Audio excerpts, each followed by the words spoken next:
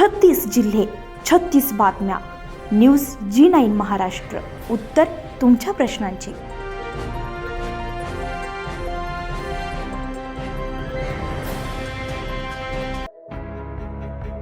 जामठी येथील PM श्री जिल्हा परिषद मराठी शाळेमध्ये आषाढी एकादशीच्या पावन मुहूर्तावर शैक्षणिक दिंडी सोहळ्याचं अतिशय उत्साहपूर्ण वातावरणात आयोजन करण्यात आलं होतं. वारकरी परंपरेचे संस्कार, संत विचारांचा संदेश आणि शिक्षणाचं महत्त्व विद्यार्थ्यांपर्यंत पोहोचवणं हा या अभिनव उपक्रमाचा मुख्य उद्देश होता. या दिंडी सोहळ्यात शाळकरी विद्यार्थ्यांनी पारंपरिक वारकरी वेशभूषा परिधान केली होती.